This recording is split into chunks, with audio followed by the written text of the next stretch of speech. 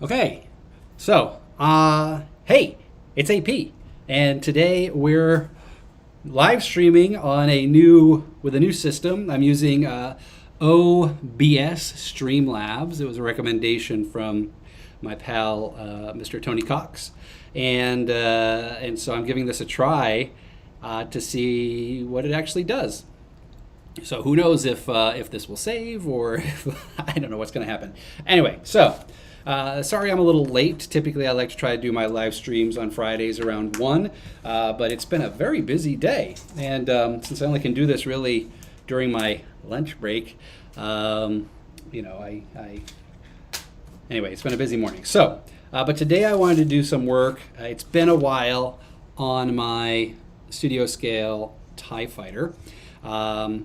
I've been working on this, I think, since February of 2019. Yeah, I don't know why it's just taking me forever to do this. But I mean, there's just a lot of work to it. And when I finally produce the video for this, which you will see complete physical transformations of AP because it's taken 2 years to do this. There was just so much work to do on this. It was a miscast from an actual mold, and so that means there were a lot of imperfections in the actual final casting. So I had to do a ton of work in repairing the wings and doing work on the body. As you can see, there's Bondo on here to fix some imperfections. I had to drill out this entire section here. It was very labor intensive to get this into a decent spot. So now I'm working on lighting the engines. So these two little holes here are our engine slots. Now in the actual model, in the actual studio model, they did have LEDs in here. And so what I've done is I actually drilled through into the body of this, and I have, these are 3mm. Are these 3mm? Yes, 3mm pre-wired LEDs. And what I plan on doing is I'm going to feed these in through the body. And now ideally the lens would come out the end here. I don't know if I'm going to be able to get this down that far. If I was using an SMB LED, I might be able to, but because this has a resistor attached to it, and I was trying to make the wiring process as simple as possible, I'm just gonna do what I can. Now,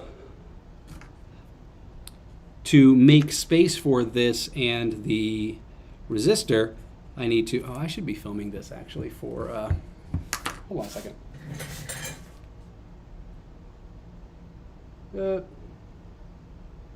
Video. Doot. Okay. Hold, please.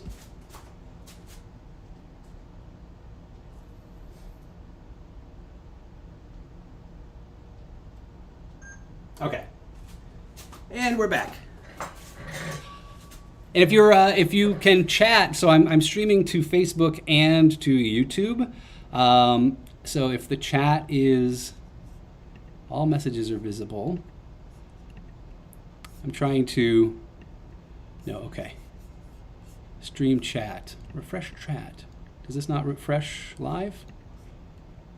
Okay, anyway, so if you're watching and you want to chat, please do. Okay, so let me do that all over again, but I'm going to do it for that camera up there. All right, so now we're moving on to adding in the lights into the body of the ship, and what I'm going to use for that is a 3mm red LED on each side, and I'm really just going to run the wires in through the back. Now, the output hole, is much smaller than the input hole. So on the inside, I'm going to actually have to drill this through with a 3/16 inch drill bit, but I do not want to use a power drill because that could just get very unwieldy, and my thumb drill, my hand drill, doesn't have a chuck big enough for the bit. So I'm going to have to use literally my thumbs, which really stinks. So if you want if you want to chat with me and keep me company while I start doing this, that would be very nice. So how's everybody doing today? If you're in New Jersey, I think it's the first day of the Garden State Comic Festival, which my pal Jimbo is manning a booth over there with the Legion of supervillains. I have been recently getting into the Bounty Hunter War comic series. It's a new series from Marvel. It's a crossover from several of the different Marvel series like Afra and Star Wars and Vader and others. I highly recommend it. It's really good. I think they just dropped the first dedicated issue for the Bounty Hunter Wars, but there's a prelude to that which came out the last couple of months. So you should definitely check those out if you're into the comic books, the comic book versions of the Star Wars saga. Ooh, is this going to work? This is hard. The good thing about working with resin is that it's soft, so it's kind of easy to work with, which is nice. I'm really rethinking the power drill. You know what? I'm going to do something really stupid. I'm going to use a power drill.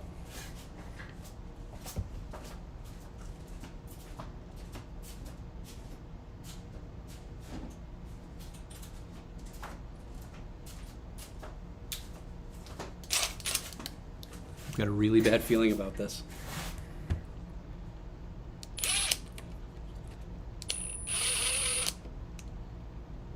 So one thing I have to kind of be cautious of is kind of drilling straight.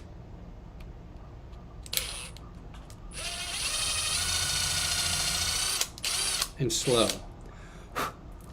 Whew. Ugh.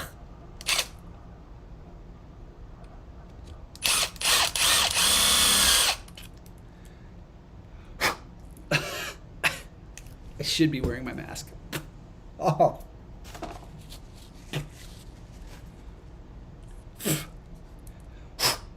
Okay.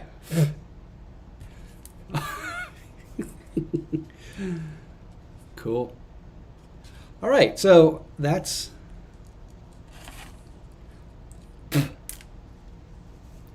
have to take a shower.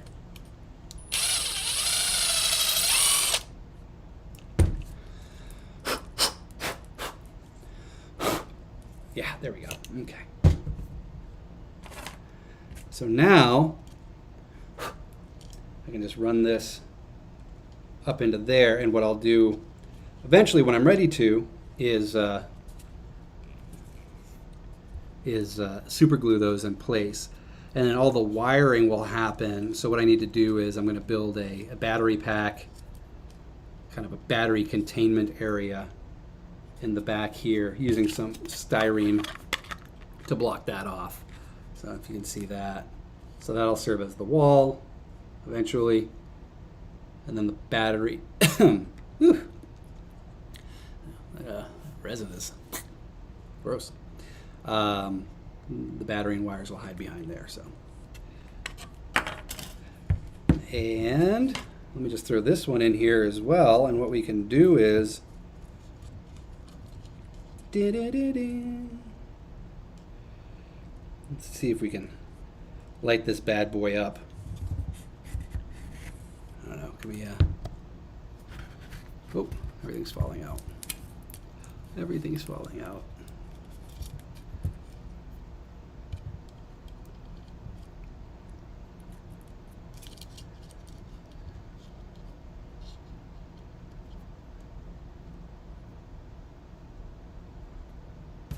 All right, so let's see. I don't know if you'll be able to see this, but so red's on the back. You know, a good way to test the LEDs is just with a regular kind of coin battery. Oh, yeah. Okay. Are they lighting up? Nope. Is that because I have them on backwards? Yes. Yeah, check it out. Cool, huh? Oh, that's going to be cool. That's going to look great. I get this on? Yeah. Sweet. All right. So once those are glued in place, then I can continue wiring. So another thing about the TIE fighters is, at least in the model, so in the studio model, I mean. So this resin kit from Steve Neeson, or allegedly from Steve Neeson, I actually picked this up on eBay for a steal because it was a miscast. So we're still not entirely sure what the heritage is of this kit. But anyway, so it came with these two resin cannons that you see on the TIE fighters. What I'm going to do, and I don't know if I'm going to do it today because I think I'm going to keep this stream a little brief today, is this part's going to be removed, and I'm going to replace it with a 5mm green LED, but just the lens. I'm actually not going to wire these to light. Although I have no reason why I shouldn't. So the problem with trying to light those things is that we have to drill through here and then somehow drill a channel down. I don't know if I can do that. I don't think I'll be successful at that. I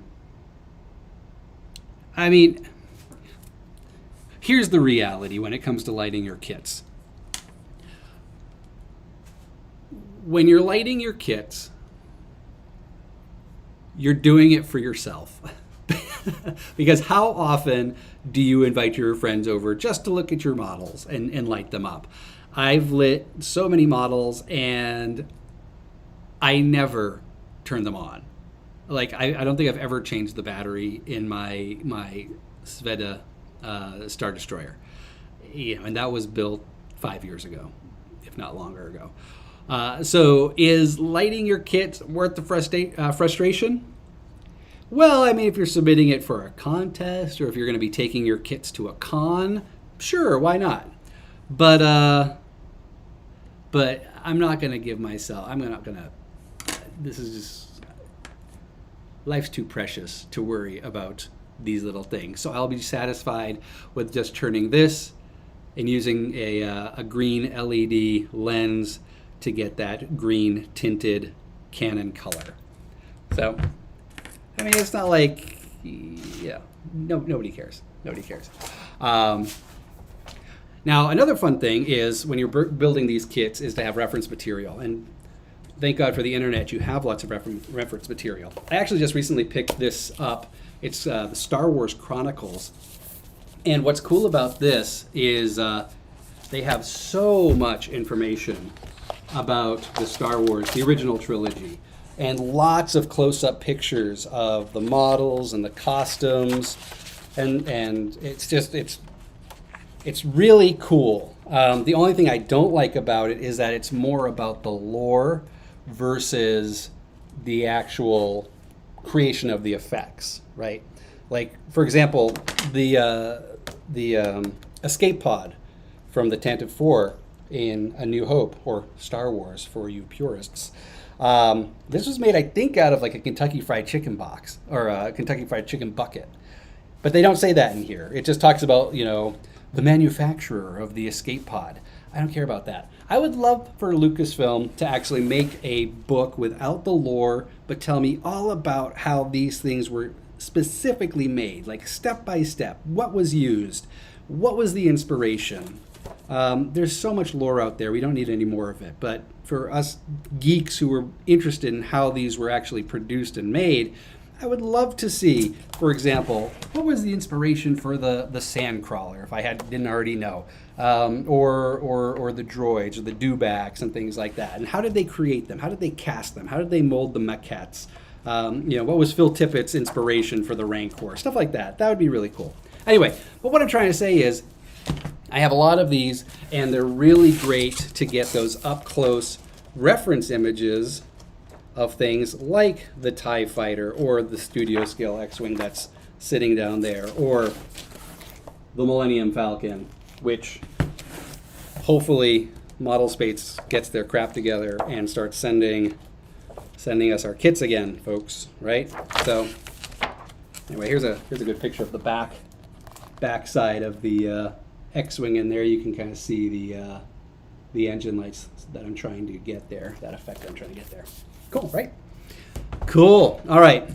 So that's actually all I really wanted to accomplish. Like I said, this is going to be a quick stream because today is pretty busy, but I didn't want the three of you who tend to hang out with me on my Fridays to miss out on anything. Plus, I wanted to really give this new Streamlabs OBS a try. I kind of like it. If anyone's chatting with me, I don't know. If you're watching and you want to chat, send me a chat, and I'm simulcasting to YouTube and to Facebook, so I have no real idea how this is actually working. Anyway, okay. Well, thank you for watching. That was a quick one. Hopefully, the next time I show off this TIE Fighter, I've made a little bit more progress. But like I said, it's already taken me a couple of years to get this far. I mean, at least it's primed. So all that really is left that needs to be done is the wiring and putting in like all the greeblies and stuff like that. I have a pilot. Got this off of eBay. He does have arms. There's his arms. And this actually, if you look closely, that's actually not a TIE Fighter pilot as we know them. This is a casting of the, I forget, it's a fighter pilot, but it's like a U.S. military fighter pilot. I'll have to look up the background on that. But in the model shots for the film, this is what was actually in the models. And then, of course, when they filmed the interiors, you had your actual costumed TIE Fighter pilots. Ooh, and another fun fact while we're at it, because let's just round this out to 20 minutes. These pieces on the TIE Fighter model are actually do I have? I don't think I have it. Yeah, here we go. So on the Scout Trooper from Return of the Jedi, on their armor, they have, I think this is shoulder, bicep armor. They have these little greeblies. They go in here, and they're actually black. I just haven't finished these pieces yet. Well, these pieces on the costume of the Scout Trooper are the same pieces that are from the TIE Fighter. This whole section here is this. I know it's the scale is a little different, but yeah, it's the same thing. There you go. There's your fun fact for the day. Okay. Well, thank you for watching. I appreciate it. And I try to do these live streams every Friday from like 1:30ish to 2:30, depending on what's on tap. But make sure you subscribe to the channel, youtube.com/madebyap, if you haven't done so already. And I can't wait to see what the output of this Streamlabs OBS software looks like. I have high expectations considering how much I paid for it for the year. So